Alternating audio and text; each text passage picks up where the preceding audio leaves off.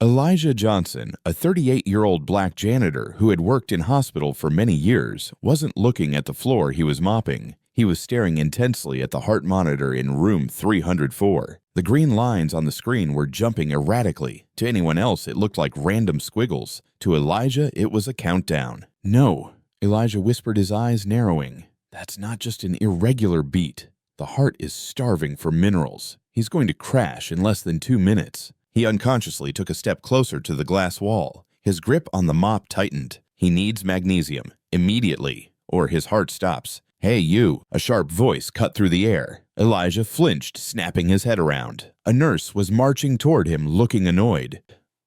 "What are you doing staring at the patient?" she asked, frowning.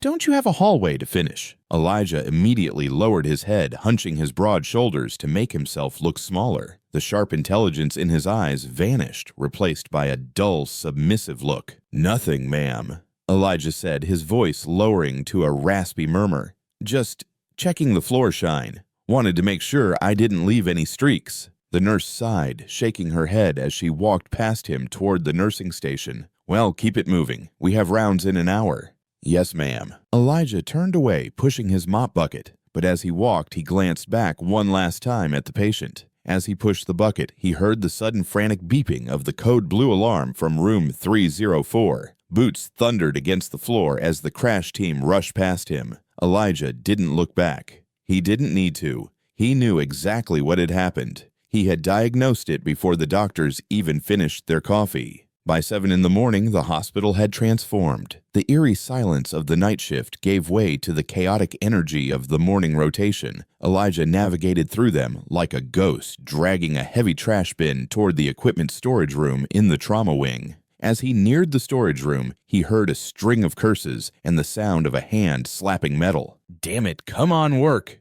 The shout came from inside the storage room. Elijah paused and peeked inside. A young medical intern, barely 25 years old, was standing in front of a portable ventilator. His face was red with panic sweat beading on his forehead. He was banging his palm against the side of the machine. "The battery is full," the intern muttered to himself, his voice trembling. "Why is the pressure alarm going off? The attending doctor is going to destroy me if I don't get this patient to X-ray in 5 minutes. Elijah watched for a second. He knew exactly what was wrong. Elijah looked at his trash bag, then at the terrified kid. He walked into the room, moving slowly, pretending to tie off a garbage bag near the doctor's feet. "The blue lever," Elijah said softly, his voice barely audible over the hum of the air conditioning. He did not look up. The intern froze. He looked down, confused to see a janitor speaking. "What did you say?" Elijah kept his eyes on the floor, scrubbing a smudge on the tile with a rag. "The blue lever on the back," he said, his tone flat and uninterested, as if he were talking about the weather.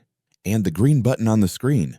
Hold them both for 3 seconds. It resets the safety lock." The intern blinked, looking from Elijah to the machine. He looked skeptical. Why would a man who empties trash cans know how to operate a $50,000 ventilator? But desperation won out. The intern reached behind the machine, found the blue lever, and pressed the green button. The red alarm light turned off, and the machine began to hum with a steady, rhythmic breath. The intern's jaw dropped. He spun around to face Elijah, eyes wide with disbelief. How did you know that they didn't even teach us that in orientation?" Elijah stood up, wiping his hands on his pants. He offered a small, tired smile. "I've been cleaning these machines for 10 years, sir." Elijah lied smoothly. "I see you doctors push those buttons all the time. I guess I just have a good memory." The intern laughed a sound of pure relief. "Wow.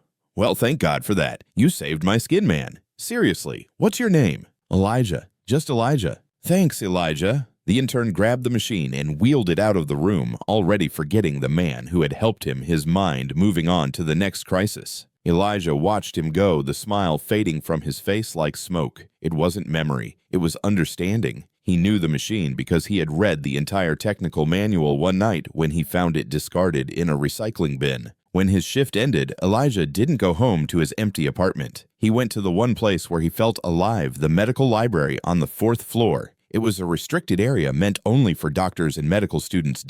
But Elijah knew that old Mr. Henderson, the night watchman, had let him into the library because of his frequent help. He walked to the surgical section and pulled down a massive hardcover book titled Advanced Obstetric Surgery. He sat in a shadowed corner hidden behind a stack of journals. He pulled his worn-out notebook from his pocket. It was falling apart, held together by tape.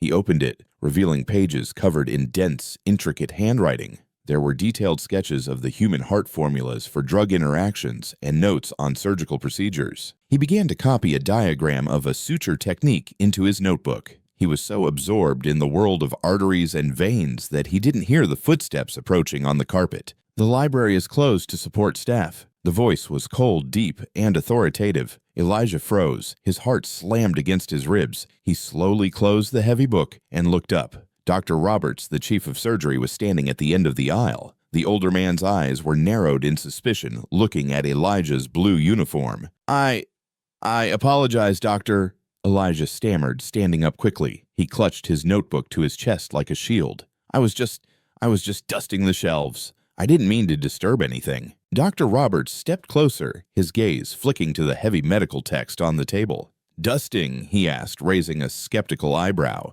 "You were sitting down reading Advanced Obstetric Surgery. That is a graduate-level text. It is extremely dense." Elijah felt a cold sweat break out on his forehead. This was dangerous. If he admitted he understood the book, the questions would start. I just like the pictures, sir," Elijah said, forcing a foolish, simple grin onto his face.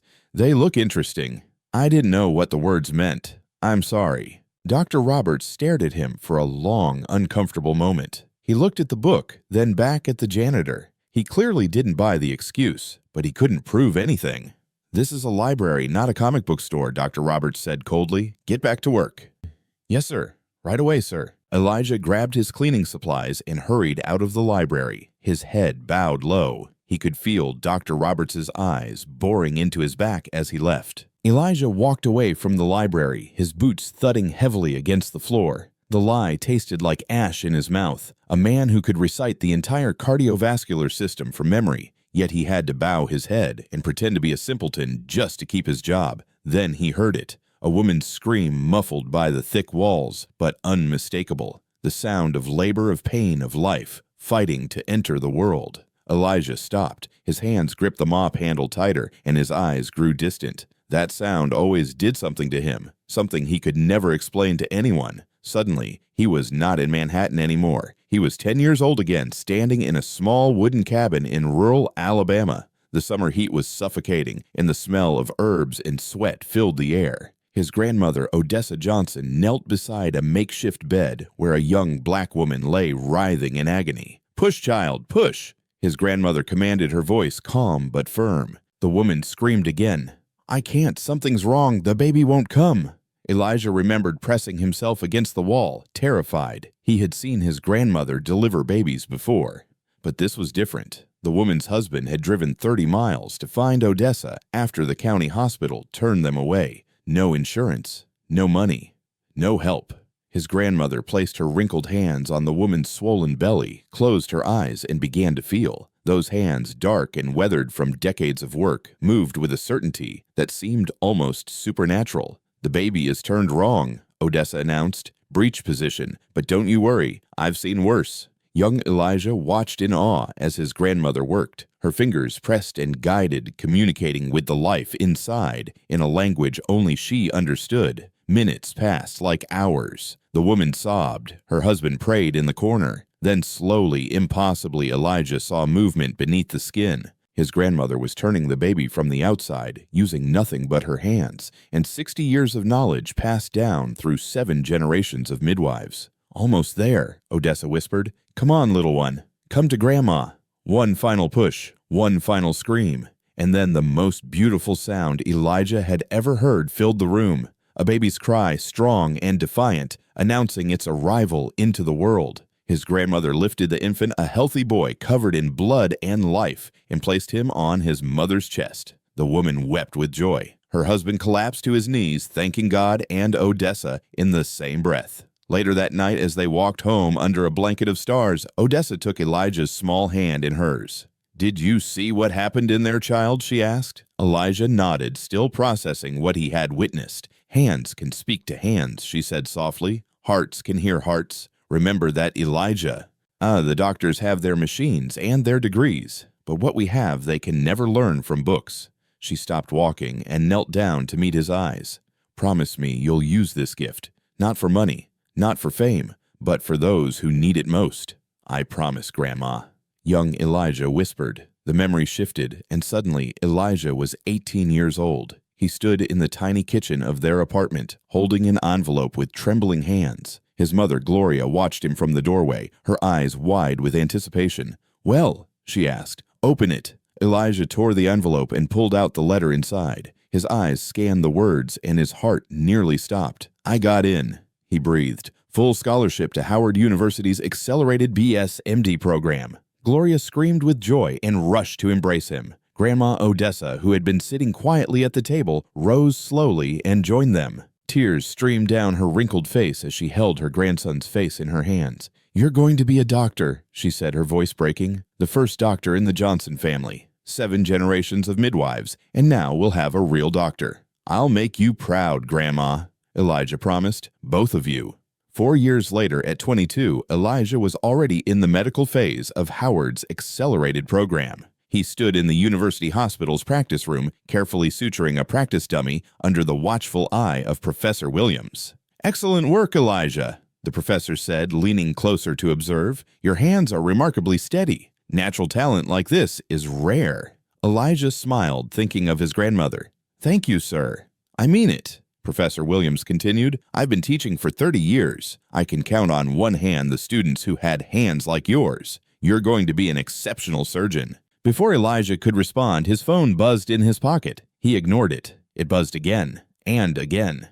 "Go ahead," the professor said. "Might be important." Elijah pulled out his phone and saw 17 missed calls from his grandmother. His blood ran cold. Grandma Odessa never called during school hours. She knew how important his studies were. He called back immediately. His grandmother answered on the first ring, and the sound of her sobbing made his legs weak. "Elijah," she cried, "it's your mama. She collapsed at work. They say it's a stroke. You need to come home right now."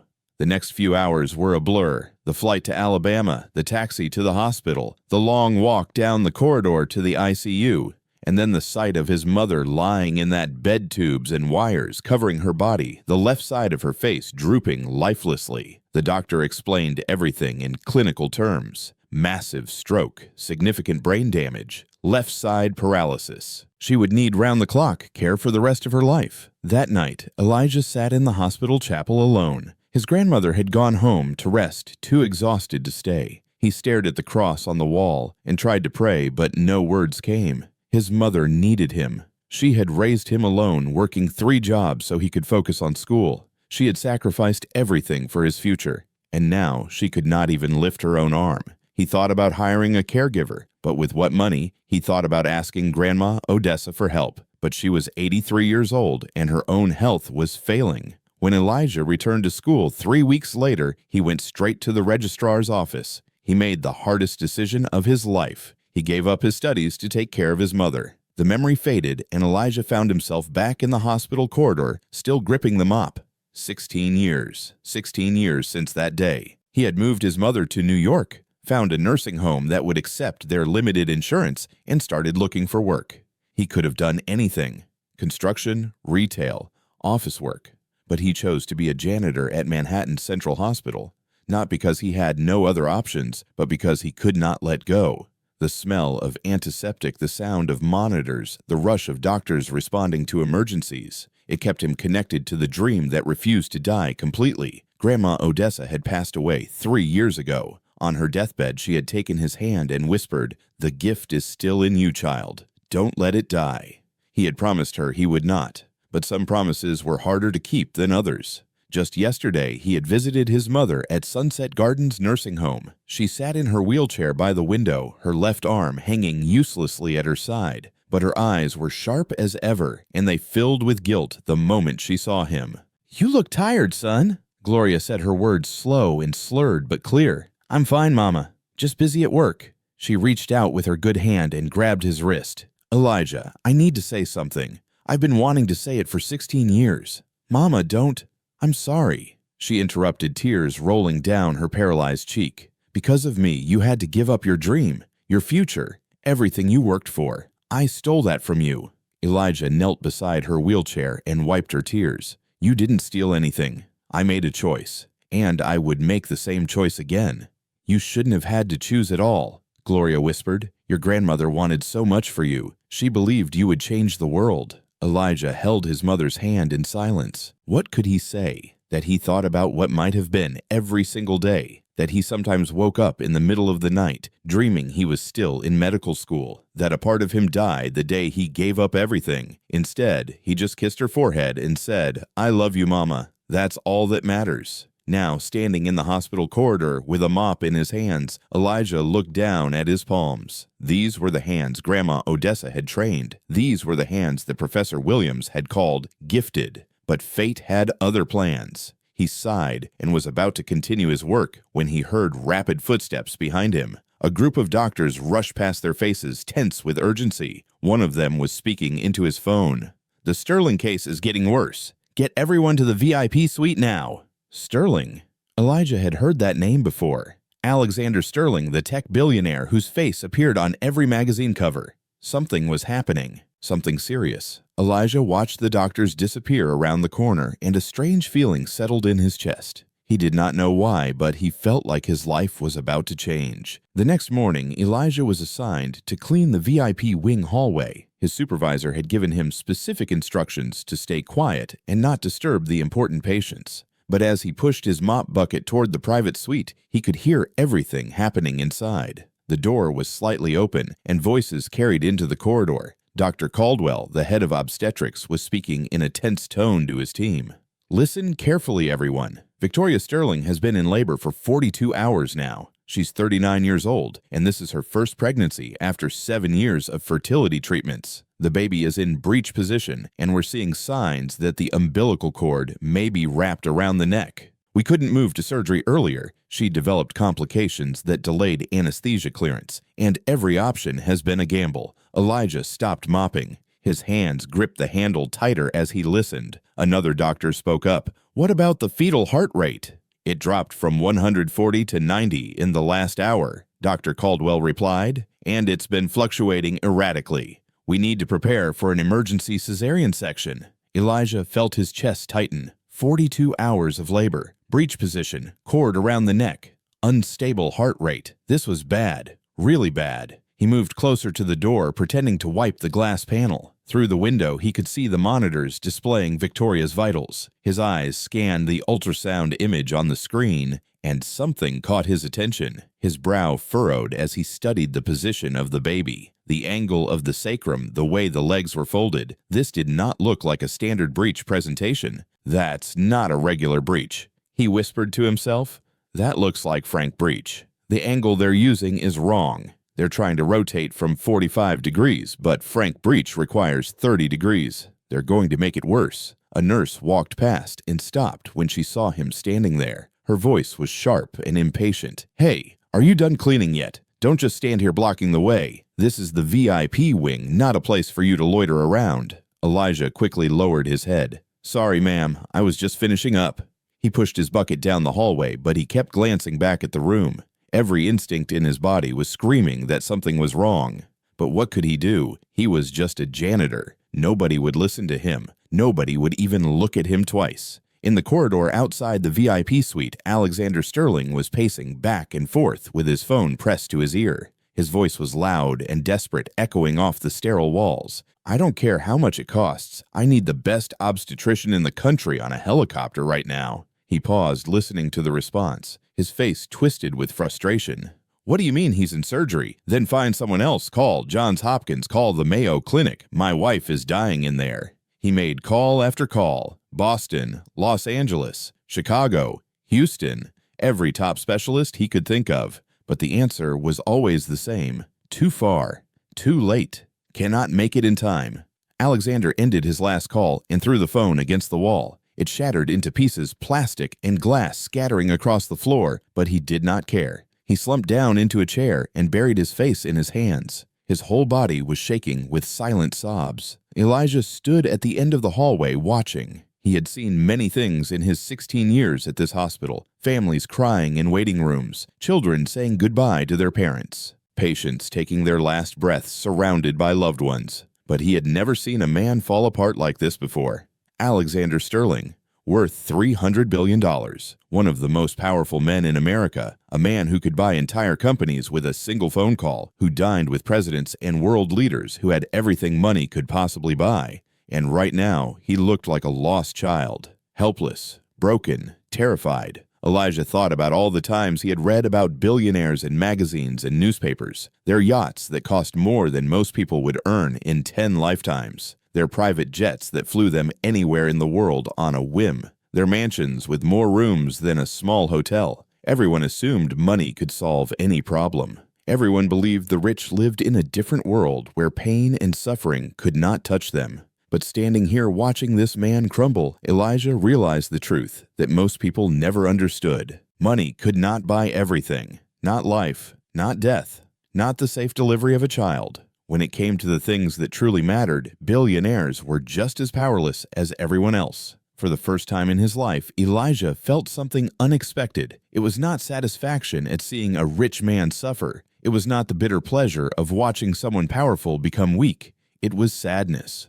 Pure, simple sadness. Because in this moment, Alexander Sterling was not a billionaire. He was just a husband terrified of losing his wife, just a father praying his baby would survive. Elijah turned away and continued his work. But the image of that ultrasound screen stayed burned in his mind. The position of the baby, the angle of approach the doctors were planning, the mistake they were about to make. 6 hours passed. Elijah was cleaning another section of the hospital when his radio crackled. His supervisor's voice came through, tired and irritated. "Elijah, they need someone to clean up a spill outside the VIP suite. Get there now." He grabbed his supplies and hurried back to the maternity wing. As he approached, he could hear shouting from inside the room. The controlled chaos of earlier had become something much worse. The door burst open, and Dr. Caldwell stormed out with several other doctors following him. Their faces were pale and grim. One of the younger doctors looked like he might be sick.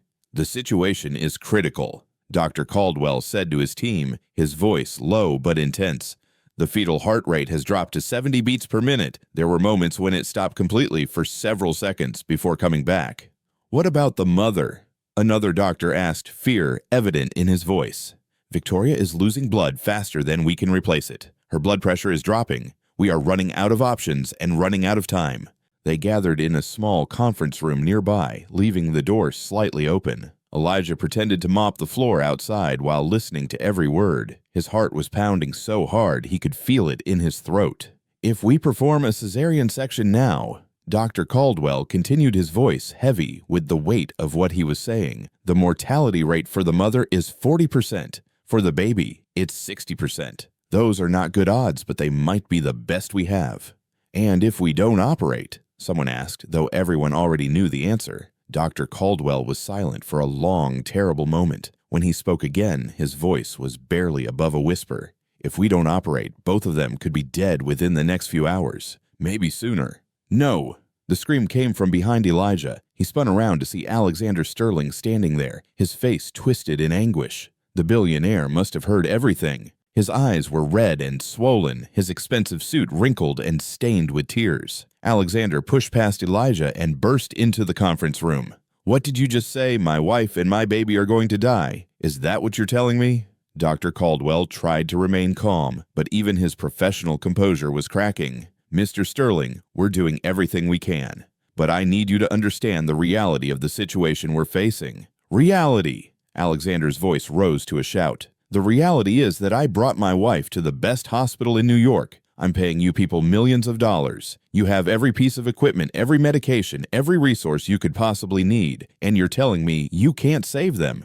"Sir, this is an extremely complicated case. The baby's position, the cord, entanglement, your wife's age, and medical history. We are dealing with multiple risk factors that are compounding each other." Alexander grabbed Dr. Caldwell by his white coat, pulling the doctor close to his face. "Then figure it out. You're supposed to be doctors. You took an oath to save lives, so save my wife. Save my daughter." 2 security guards rushed in and pulled Alexander back. He collapsed into their arms, all the fight leaving his body at once. The sobs that came out of him were raw and broke in the sounds of a man watching his entire world fall apart. "Victoria," he cried her name, a prayer on his lips. "Please, God, not Victoria, not my baby. Please, I'll give anything, everything. Just don't take them from me. Elijah stood frozen in the hallway, watching the scene unfold. His heart was pounding so hard he could hear it in his ears. His palms were sweating. His whole body felt electric with tension. He looked down at his hands, the hands his grandmother had trained since he was a child, the hands that had helped deliver over 500 babies in rural Alabama, the hands that Professor Williams had called gifted the hands of a natural surgeon. 16 years of reading, 16 years of studying every medical journal he could find.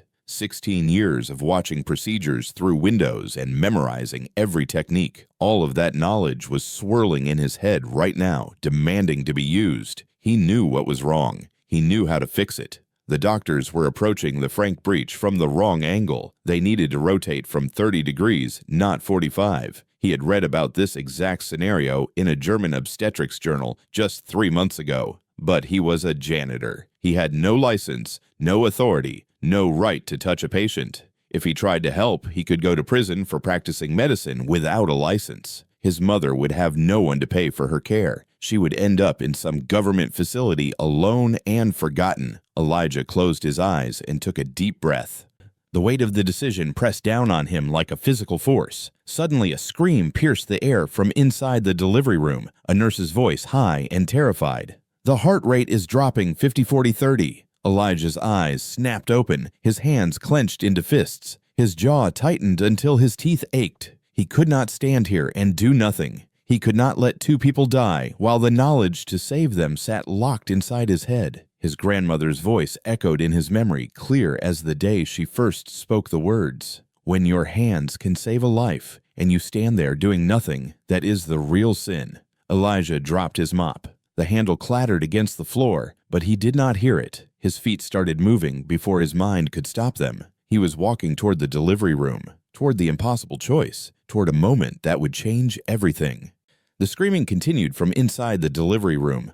"Heart rate at 0. We're losing the baby." Nurses and doctors were running in all directions. Machines were beeping frantically. Victoria lay on the bed, her face white as paper, her body convulsing weakly. Alexander was being held back by security guards near the door. "Do something, please, somebody do something," Dr. Caldwell barked orders at his team. "Prepare for emergency cesarean, get the crash cart ready. Move, people." But Elijah could see the fear in their eyes. They were panicking. They did not know what to do. He stood outside the door, his whole body trembling. His heart was beating so fast he thought it might explode. Every logical part of his brain was screaming at him to walk away, to go back to his mop and pretend he never saw anything. But his grandmother's words would not leave him alone. Elijah took one final breath, and then he pushed open the door and walked in. 12 pairs of eyes turned to look at him. For a moment, no one moved. A janitor had just walked into a delivery room during an emergency. Dr. Caldwell was the first to react. "What the hell? Who let you in here, security?" Elijah raised his hands. "Wait, I can help." A young doctor near the corner laughed. "Help! You're the cleaning guy." "I said get out," Dr. Caldwell shouted. "This is a delivery room, not a janitor's closet." Elijah did not move. He stood his ground and spoke clearly. "You're approaching this wrong. This isn't a standard breech presentation. It's a Frank breech. The way you're trying to rotate the baby from 45 degrees is making things worse." The room went silent. Dr. Caldwell stared at him with wide eyes. "What did you just say?" Elijah pointed at the ultrasound monitor. "Look at the image. See the angle of the sacrum, the way the legs are extended and pressed against the body. That's Frank breech. You need to rotate from 30 degrees, not 45, and you need to apply pressure to the sacrum first to create space." No one spoke. The only sound was the flatline tone from the fetal monitor. Dr. Caldwell took a step toward Elijah. "How do you know this? Who are you?" Elijah reached into his pocket and pulled out his worn notebook. The pages were yellow and wrinkled, filled with handwritten notes, diagrams, and medical terminology. "I've been studying for 16 years, he said quietly. "Every night after my shift, I read medical journals in the library. And before that, I spent my childhood helping my grandmother deliver babies in Alabama. She was a midwife. 7 generations of midwives in my family. I've been part of over 500 deliveries." He held out the notebook. One of the doctors took it and began flipping through the pages. His expression changed from skepticism to shock. "This is incredibly detailed," the doctor murmured. "These notes on placental positioning, on cord management, this is beyond textbook level. Alexander pushed forward, breaking free from the security guards. He looked at Elijah with desperate eyes. "You're saying you can save my wife, you can save my daughter." Elijah swallowed hard. "I think I know what to do, but I'm not a doctor. I don't have a license. I could be wrong." "Could be wrong," Dr. Caldwell snapped. "This is insane. I will not allow some janitor to touch my patient. I'll call the police." "Your patient is dying," Alexander shouted back. "You just told me both of them could be dead in hours. What do you have to lose?" "My medical license. My reputation. The hospital could be sued." Victoria suddenly groaned on the bed. Her body convulsed, and the monitors screamed with new alarms. Her blood pressure was dropping rapidly. Elijah looked at the screens. He looked at Victoria's pale face. He looked at the flat line where the baby's heartbeat should be. "There's no time for this," he said. "Every second we waste, they're closer to death." Alexander grabbed Dr. Caldwell by the arm. "Let him try. I'm authorizing it. I'll sign whatever papers you need. I'll take full responsibility. Just let him try." Dr. Caldwell pulled his arm away. "This is medical malpractice. If I allow this, I'll report him to the police myself."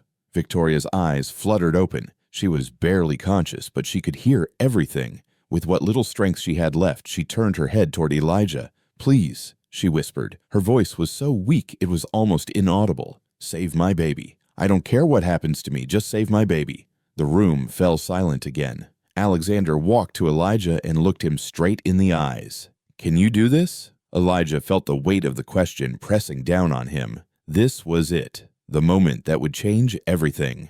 "I can't promise 100% success," he said honestly, "but if nobody does anything, they will both die. I've seen my grandmother save babies in worse situations than this, with nothing but her hands and her knowledge. I have that same knowledge. I have those same hands." Alexander nodded slowly. Then he turned to Dr. Caldwell. "Step aside. Let him work." Dr. Caldwell's face turned red with anger. "If you do this, I will make sure both of you face consequences. This man will go to prison." "Then I'll go to prison," Elijah said calmly. "But at least I'll know I did everything I could." He walked toward Victoria's bed. Dr. Caldwell grabbed his arm. "I'm warning you. If she dies, if that baby dies, you'll spend the rest of your life behind bars." Elijah looked at the doctor's hand on his arm, then up at his face. "And if I do nothing, I'll spend the rest of my life knowing I could have saved them."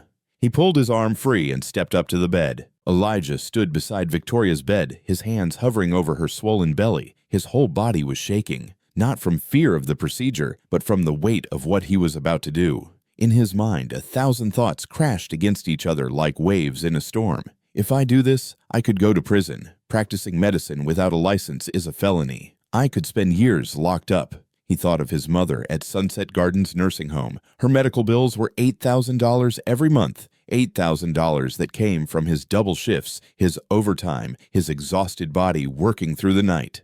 "If I go to prison, who pays for Mama, who visits her, who holds her hand when she's scared?" He imagined her alone in that small room, waiting for a son who would never come. He imagined the nurses moving her to some government facility where no one knew her name, where she would die alone and forgotten. But then he looked down at Victoria. Her face was gray. Her breathing was shallow. The monitors showed her vital signs dropping with every passing second. He remembered sitting at his grandmother's bedside 3 years ago, holding her wrinkled hand as she took her final breaths. Odessa had looked up at him with those wise, tired eyes and spoken her last words.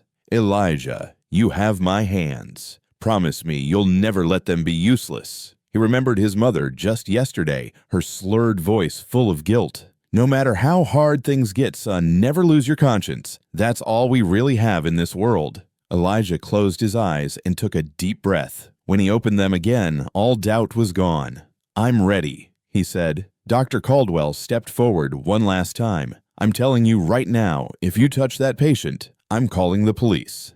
Elijah looked at him calmly. "Then call them. But before they get here, I'm going to save these 2 lives." He turned to Alexander. "Mr. Sterling, I know what I'm risking. I could lose everything. My freedom, my future. But I cannot stand here and watch your wife and daughter die when I know how to help them." Alexander nodded, tears streaming down his face. "Do what you have to do." Elijah gently placed his hands on Victoria's belly. He closed his eyes, just like his grandmother used to do. He felt the warmth of her skin, the tension of her muscles, the life struggling inside her. "There you are," he whispered. "I can feel you, little one. Your head is here. The cord is wrapped around here." He began to work. His left hand stabilized the baby's body, while his right hand applied gentle, precise pressure. The movement was fluid, almost instinctive, exactly the way Grandma Odessa had taught him decades ago. 30 degrees, he murmured. Not 45. Press gently on the sacrum. Create space for the rotation. Feel the cord and move around it. The doctors watched in stunned silence. Some were skeptical. Some were curious. "Doctor." Caldwell stood in the corner with his arms crossed, his face twisted in anger. But Elijah blocked everything out. Right now, there was only him, Victoria, and the baby fighting for its life. "Come on," he said softly. "Turn for me. That's it. A little more." Minutes passed like hours. Sweat dripped down Elijah's forehead. His hands moved with a combination of ancient instinct and modern knowledge, everything he had learned from his grandmother and everything he had studied for 16 years coming together in this moment. And then, slowly, impossibly, the baby began to rotate. The monitor beeped. Once, twice, 3 times. "Heart rate is coming back," a nurse shouted. 30 beats per minute, 50, 60, 70. The room erupted in gasps. Doctors rushed to check the screens. The flat line was gone, replaced by the steady rhythm of a tiny heartbeat. "Oh my God," someone whispered. "It's working."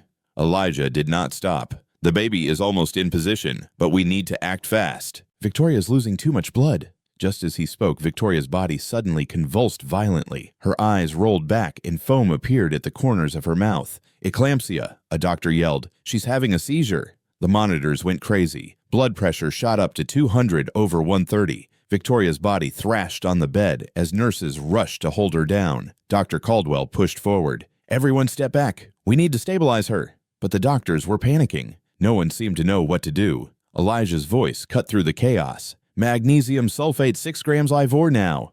Dr. Caldwell spun around. "You don't give orders here." Alexander grabbed the doctor by his collar. "Shut up and do what he says." A nurse looked at Alexander, then at Elijah, then at Victoria seizing on the bed. She made a decision. She ran to the supply cabinet, grabbed the medication, and started preparing the injection. "What are you doing?" Dr. Caldwell shouted at her. "Saving a patient," she replied. "Something you should be doing." She injected the magnesium sulfate into Victoria's IV line. Within seconds, the seizure began to subside. Victoria's body relaxed. Her breathing steadied.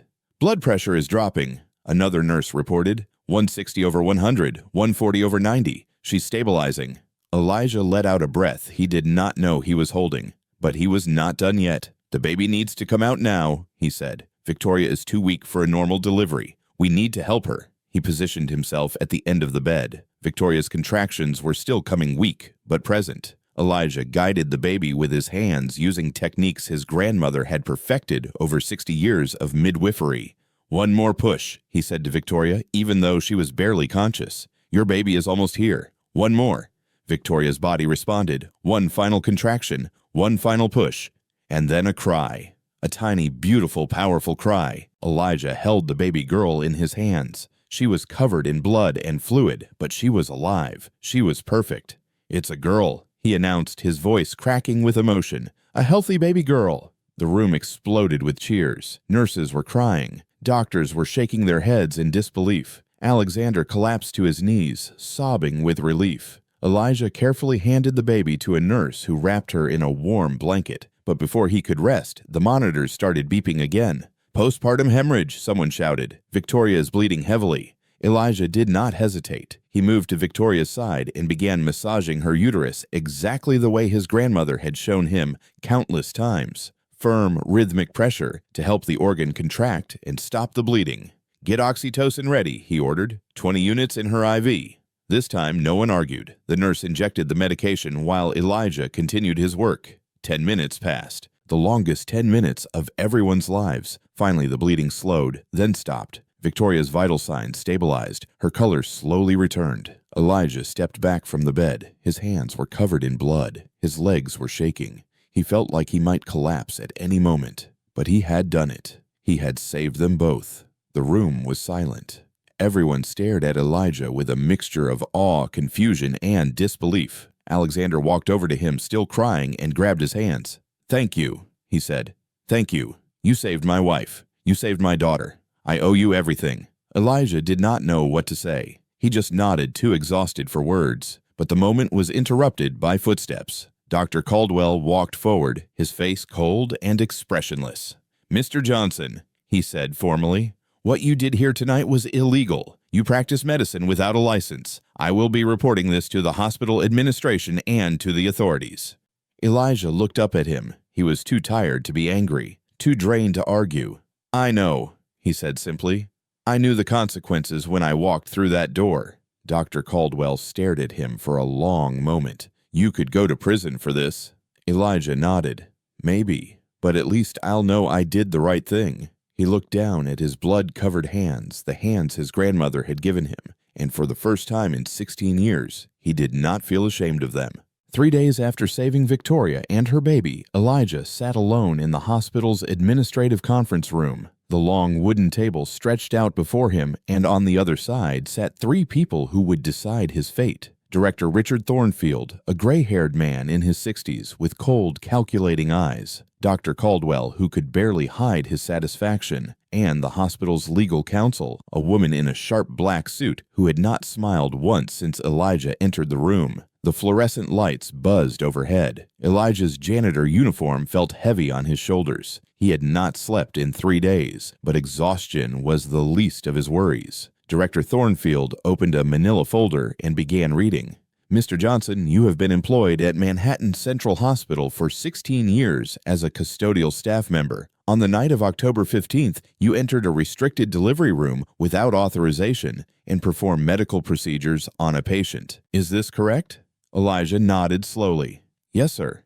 "Do you understand that practicing medicine without a license is a criminal offense? You could face up to 4 years in prison under New York state law." "I understand."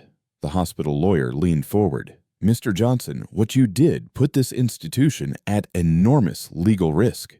If the Sterling family had decided to sue, we could be looking at tens of millions of dollars in damages." Elijah looked at her directly. "I only wanted to save them. The mother and the baby were dying. The doctors had run out of options." Dr. Caldwell snorted. "Run out of options? We were preparing for an emergency cesarean section. We had everything under control." Elijah turned to face him. "With all due respect, Dr. Caldwell, you told Mr. Sterling that both his wife and daughter had a 40 to 60% chance of dying. That doesn't sound like having things under control." Dr. Caldwell's face turned red. "How dare you? I've been a licensed physician for 30 years. Enough." Director Thornfield interrupted. He rubbed his temples and sighed heavily. "Mr. Johnson, I'm going to be honest with you. The Sterling family has no intention of filing a lawsuit. In fact, they've been calling my office every day to express their gratitude for what you did." A small flicker of hope rose in Elijah's chest. "However," Thornfield continued, and the hope died immediately, "we cannot ignore what happened. You violated hospital protocol. You performed medical procedures without any license or authorization. If we let this go without consequences, we set a dangerous precedent." He closed the folder and looked at Elijah with something that might have been regret. "We will not be reporting this incident to the police, but effective immediately, you are terminated from your position at this hospital. You will not receive a letter of recommendation. Your employment record will state that you were dismissed for violating hospital regulations." Elijah felt the words hit him like physical blows. Terminated. No recommendation. Record marked. "Do you have anything to say?" Thornfield asked. Elijah sat in silence for a long moment. What could he say? That he would do it again in a heartbeat, that he did not regret saving 2 lives, that their rules and regulations meant nothing compared to a mother holding her baby for the first time. Instead, he simply nodded. "I understand." He stood up slowly. Dr. Caldwell watched him with a smug expression, clearly enjoying every second of this moment. Elijah did not give him the satisfaction of showing any emotion. He walked to the door with his head held high. Just before he left, he turned back one last time. "I hope you never have to watch someone die while you stand there doing nothing because of rules." Then he walked out and closed the door behind him. The weeks that followed were the hardest of Elijah's life. Without a job, without a recommendation, without any way to explain the gap in his employment, he was essentially unemployable. He went to every hospital in New York City. The answer was always the same. "Why did you leave your previous position?" "I was terminated for violating hospital regulations." The interviewer's face would change immediately. Polite interest would turn to suspicion. The conversation would end shortly after. He tried hotels, office buildings, shopping centers, anyone who needed cleaning staff, but even they asked questions he could not answer honestly. One manager at a downtown office building looked at his application and shook his head. 16 years at one hospital, then suddenly fired. What did you do, steal something? No, sir, I just made a mistake. Well, we can't take that risk. Sorry.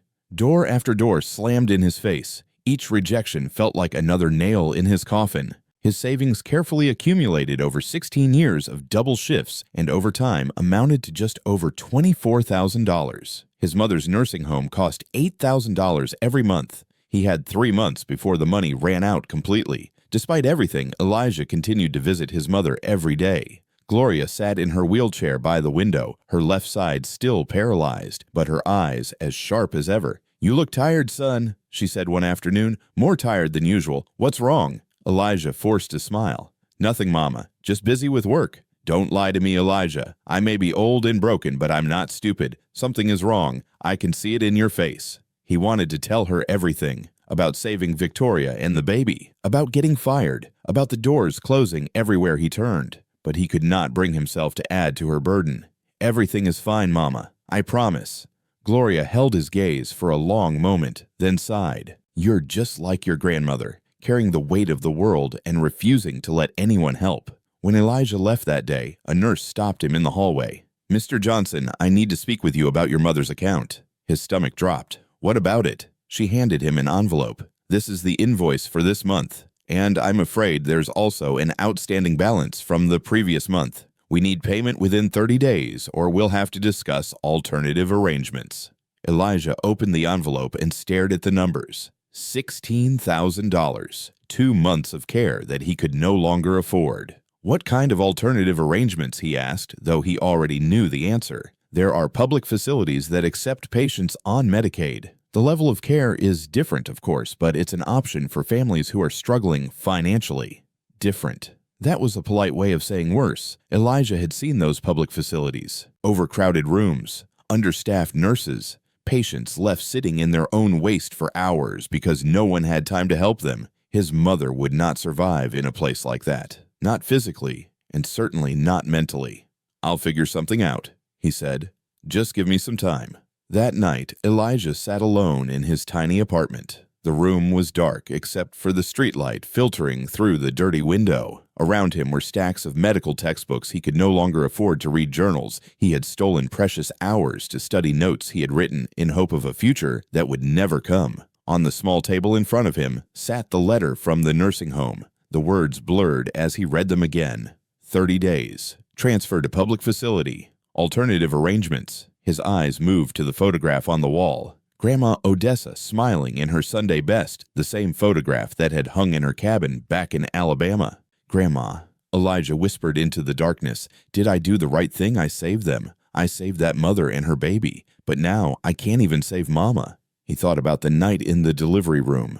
The monitors flatlined, Victoria convulsing on the bed, the baby's heart stopping. And then his hands moving with knowledge and instinct, bringing them both back to life. He had done what his grandmother taught him. He had used his gift when it mattered most, but the price was everything he had. For the first time in 16 years, Elijah broke down. The tears came slowly at first, then faster until his whole body was shaking with sobs he could not control. He cried for his mother, for his grandmother, for the dream he had buried twice, for the life that kept pushing him down no matter how hard he fought. He cried until there was nothing left. And then, through the silence, he heard a knock at the door. Elijah wiped his face quickly and stood up. Who could be visiting at this hour? He walked to the door and opened it. Standing in the hallway wearing a simple coat instead of his usual expensive suit was Alexander Sterling.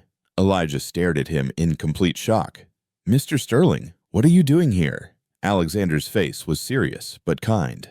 "I'm sorry it took me so long to find you. I only just heard what happened, that the hospital fired you." "How did you even know where I live?" "I have resources," Alexander said simply. "May I come in?" Elijah hesitated, suddenly aware of how small and shabby his apartment must look to a billionaire. But he stepped aside and let Alexander enter. Alexander Sterling stepped into Elijah's apartment and looked around slowly. The peeling wallpaper, the water stains on the ceiling, the second-hand furniture that had seen better days, and in one corner a small bookshelf overflowing with medical textbooks, journals, and notebooks.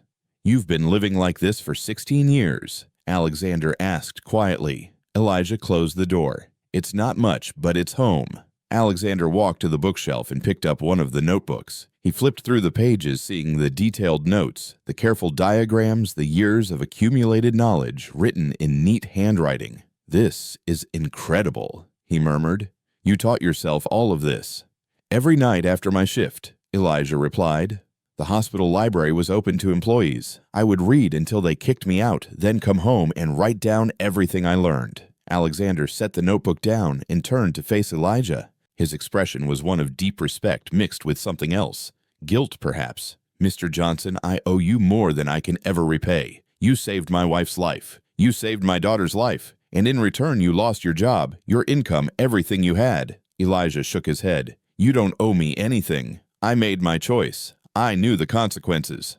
"But the consequences were not fair," Alexander said firmly. "You did what 12 trained doctors could not do. You should have been celebrated, not punished." There was a long silence. Elijah did not know what to say. He had accepted his fate. He had stopped hoping for anything more. Alexander sat down on the worn couch and gestured for Elijah to join him.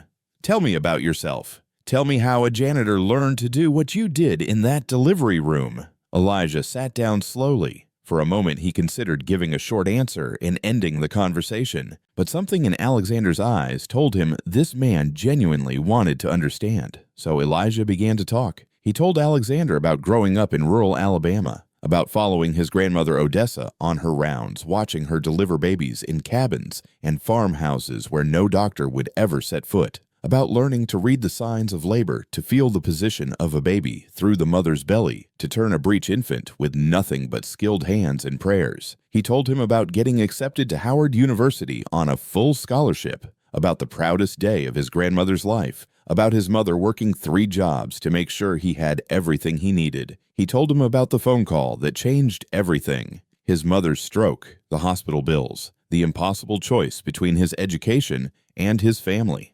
"I tore up my registration form in front of my professor," Elijah said, his voice steady but heavy. "He begged me to stay, told me I was throwing away my future, but my mother needed me. There was no one else." Alexander listened without interrupting. His face showed no pity, only understanding. "And then you came here?" he asked when Elijah finished. "I moved my mother to New York because the medical care was better, found a nursing home that would accept our insurance, and I needed a job." Elijah paused. "I could have worked anywhere, construction, retail, whatever, but I chose the hospital because I couldn't let go of the dream. I thought if I stayed close to medicine, maybe someday things would change." "So you spent 16 years mopping floors and reading textbooks," Alexander said slowly, "waiting for a chance that never came." "Until 3 nights ago," Elijah replied, "when I finally got my chance. And it cost me everything." The room fell silent again. Outside, a siren wailed in the distance. Alexander reached into his coat pocket and pulled out a photograph. He handed it to Elijah. It showed Victoria sitting up in a hospital bed, looking exhausted but radiant. In her arms was a tiny baby wrapped in a pink blanket. "Victoria wanted me to show you this," Alexander said, "and she wanted me to tell you something. We've decided to name our daughter Odessa, after your grandmother." Elijah stared at the photograph. His hands began to tremble. "Odessa Sterling," Alexander continued. "Victoria said it was the only name that made sense. The woman who taught you to save lives, her name should live on in the life you saved." Elijah could not speak. Tears welled up in his eyes and spilled down his cheeks. He tried to wipe them away, but they kept coming.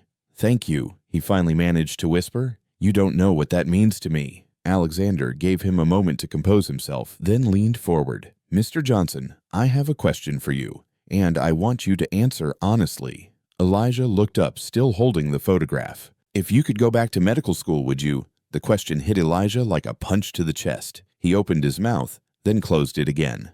Of course he would. Every day for 16 years he had dreamed of it, but dreams were for people who could afford them.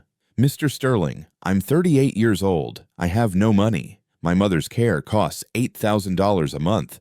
Going back to school is impossible." "What if it wasn't?" Alexander asked. Elijah frowned. "What do you mean?" I mean, what if someone paid for everything, tuition, living expenses, your mother's medical care, everything, for as long as it takes? Elijah stared at him in disbelief. That would cost hundreds of thousands of dollars, maybe more. I know exactly what it would cost, Alexander replied calmly, and I'm offering to pay every penny of it. Why? Elijah asked, his voice barely above a whisper. Why would you do that for me? Alexander stood up and walked to the window. He looked out at the city lights for a long moment before answering. Because my daughter is alive because of you.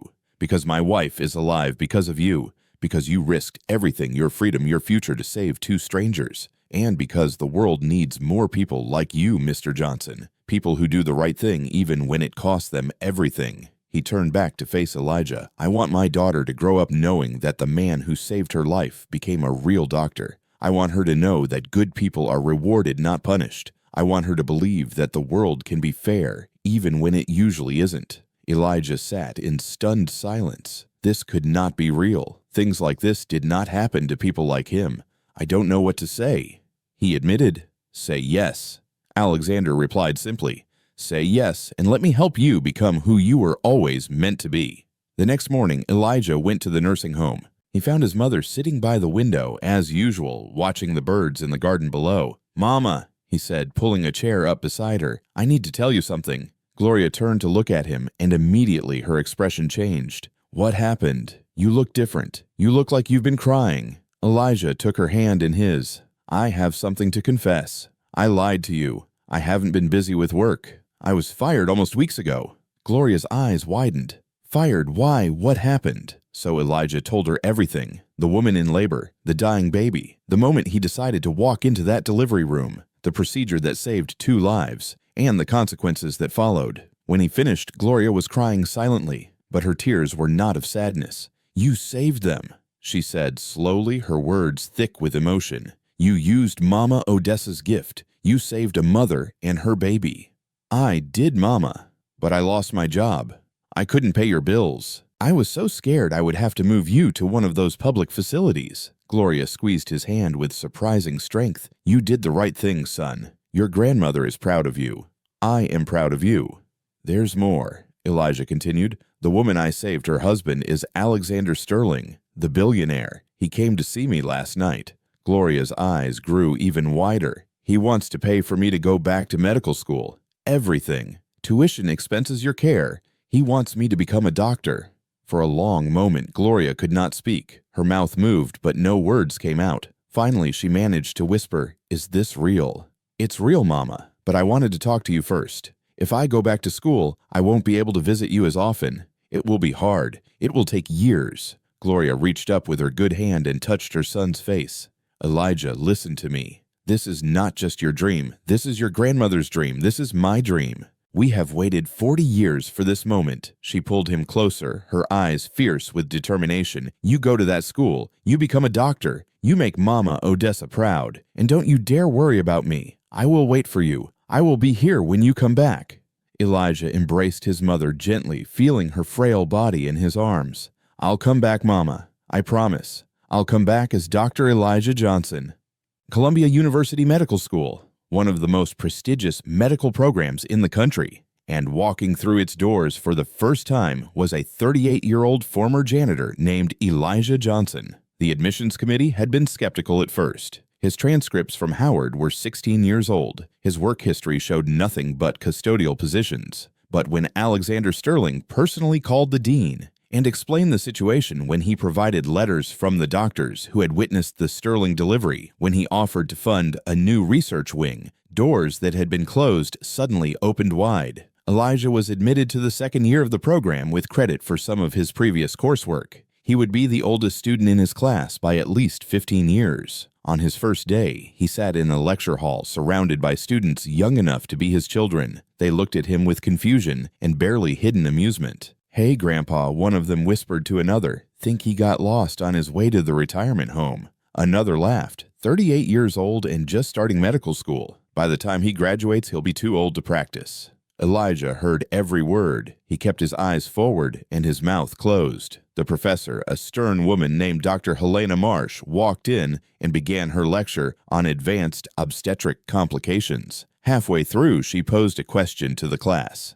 Can anyone explain the proper approach to a frank breech presentation when the umbilical cord shows signs of nuchal entanglement? The room fell silent. Students flipped through their notes, hoping to find the answer. Elijah raised his hand. Dr. Marsh looked at him with surprise. Yes, the gentleman in the back. In a frank breech with suspected nuchal cord involvement, you need to approach the rotation from 30 degrees rather than the standard 45. This allows for better visualization of the cord position and reduces the risk of tightening during the turn. You should also apply gentle pressure to the sacrum before attempting rotation to create additional space in the pelvic outlet. The room went completely silent. Every student turned to stare at the old man in the back row. Dr. Marsh's eyebrows rose. That's correct. In fact, that's more detailed than most textbooks. Where did you learn that? Elijah smiled slightly. From a very special teacher, ma'am. From that day forward, things began to change. The students who had mocked him started watching him with curiosity instead. The professors who had doubted him began to pay attention. In practical sessions, Elijah's hands moved with a confidence that amazed everyone. While other students fumbled with instruments and second-guessed their techniques, he worked with steady precision. One afternoon, the obstetrics professor, Dr. Samuel Werner, watched Elijah perform a simulated delivery on a training mannequin. The technique was flawless. Mr. Johnson, Dr. Werner said, "Where did you learn to handle a delivery like that? I've seen fourth-year residents with less skill." "My grandmother was a midwife in Alabama," Elijah replied. "I helped her with deliveries from the time I was 10 years old, and I've spent the last 16 years studying on my own." Dr. Werner stared at him for a long moment. 16 years of self-study while working as a janitor. "Yes, sir. I never stopped learning. I just never had the chance to use what I knew." The professor shook his head slowly. "You're something else, Mr. Johnson. Something else entirely." Word spread quickly through the medical school. The janitor who had saved the billionaire's wife. The man who had diagnosed what 12 doctors missed. Students who had laughed at him now approached him for study tips. Professors invited him to special seminars. But Elijah never forgot why he was there. He studied harder than anyone in his class, often staying in the library until midnight. He called his mother every day, telling her about his classes, his professors, his progress. Gloria was getting better too. With the financial burden lifted, the nursing home had started her on a new rehabilitation program. Slowly, painfully, she was learning to walk again with a cane. It would take years of therapy, but for the first time since her stroke, there was real hope. And every few weeks, a car would pull up to Elijah's small apartment near campus. Alexander and Victoria Sterling would step out with their daughter Odessa, now a healthy, smiling baby with her father's eyes and her mother's smile. "Uncle Eli," Victoria would call out using the nickname she had given him. "We brought someone who wanted to see you." Elijah would hold the baby in his arms, looking down at the life he had saved, and he would remember why all of this mattered. In his final year, Elijah wrote his thesis on the technique he had used to save Victoria and Odessa. He presented his research to a panel of the country's top obstetricians, explaining how traditional approaches to frank breech presentations were often inadequate, and proposing a new method based on his grandmother's teachings combined with modern medical knowledge. The response was overwhelming. His thesis was published in 3 major medical journals. Hospitals across the country began incorporating his recommendations into their training programs. "This is groundbreaking work," his thesis advisor told him. "You're going to change how we handle complicated deliveries." 2 years after graduation, Dr. Elijah Johnson had become one of the most respected obstetricians in New York City. His combination of traditional knowledge and modern training allowed him to handle cases that other doctors considered impossible. Mothers came from across the country to be treated by him. But Elijah never forgot where he came from. He opened a free clinic in the Bronx serving women who could not afford proper prenatal care. He named it the Odessa Clinic in honor of his grandmother. "Every woman deserves a safe delivery," he would tell his staff. "Rich or poor, insured or not. That's what my grandmother believed, and that's what we practice here." Then one day, an unexpected visitor arrived at the clinic. A man in an expensive suit looking uncomfortable and out of place among the simple waiting room chairs. It was Richard Thornfield, the director who had fired him 7 years ago. "Dr. Johnson," Thornfield said, his voice hesitant. "May I speak with you privately?" Elijah led him to his office and closed the door. "What can I do for you, Mr. Thornfield?" The director sat down heavily. He looked older than Elijah remembered, and there was something in his eyes that had not been there before. Humility. Manhattan Central Hospital would like to offer you the position of Chief of Obstetrics, Thornfield said. We believe you're the best candidate for the job. Elijah almost laughed. You don't remember me. I'm the janitor you fired 7 years ago, the one who violated hospital regulations. Thornfield's face reddened. I remember, Dr. Johnson, and I'm here to tell you that we were wrong. I was wrong. What you did that night saved 2 lives. We should have celebrated you, not punished you. So this is an apology. It's more than that. It's recognition that you were always meant to be a doctor. The hospital needs someone like you, someone who puts patients before paperwork, lives before liability. Elijah considered the offer for a long moment. The same hospital that had thrown him away now wanted him back as its leader. There was a certain satisfaction in that, but he shook his head. I appreciate the offer, Mr. Thornfield, but I don't want to be chief of obstetrics. Thornfield looked surprised.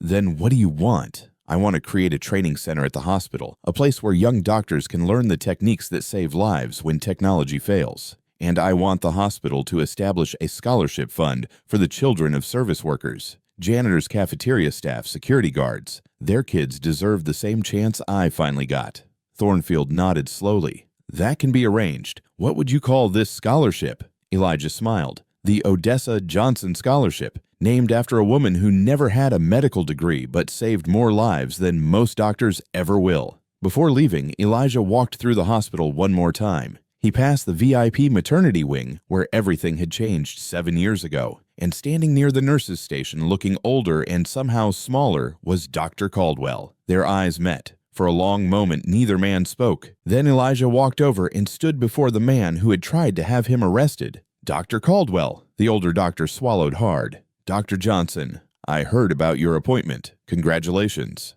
I'm not here for congratulations, Elijah said calmly. I'm here to tell you something. Caldwell tensed, waiting for the anger, the resentment, the revenge he probably deserved. But Elijah simply said, I don't need your apology. I don't need you to admit you were wrong. I just want you to understand one thing. Sometimes doing what's right is more important than following the rules. That's all. He turned and walked away, leaving Dr. Caldwell standing alone in the hallway. Outside the hospital, the sun was setting over Manhattan. Elijah pulled out his phone and called his mother. Mama, it's me. I just left the hospital, the one that fired me 7 years ago. They wanted me back as their chief. Gloria's voice came through clearer than it had been in years thanks to her rehabilitation. And what did you tell them? I told them I had other plans, better plans. He paused, watching the city lights begin to flicker on. Grandma would be proud, Mama. We did it. We finally did it. On the other end of the phone, Gloria Johnson smiled and whispered a prayer of thanks to Odessa wherever she might be watching. Elijah's journey reminds us of a profound truth that we often forget in our busy lives. A person's worth is never defined by the uniform they wear or the title on their name tag. True nobility isn't found in prestige, but in the quiet sacrifices we make for those we love and the courage to do what is right, even when the world tells us we are nobody. Elijah buried his own dreams to save his mother, yet he never let the fire of his knowledge die out. He showed us that a healer's hands are guided not by a degree, but by the heart. And now I would love to hear from you. Have you ever had to put a cherished dream on hold to care for your family? Or have you ever met an Elijah in your own life, someone whose wisdom and brilliance were hidden behind a humble job? Please share your stories in the comments below. Your experiences are the soul of this community. If this story touched your heart, please gently hit the like button and share this video to honor the unsung heroes walking among us every day. And if you believe in the power of kindness and resilience, please subscribe to our channel so we can continue to spread these meaningful stories together. Thank you for listening, for feeling, and for being with us. Until next time, take care of each other. Join us to share meaningful stories by hitting the like and subscribe buttons. Don't forget to turn on the notification bell to start your day with profound lessons and heartfelt empathy.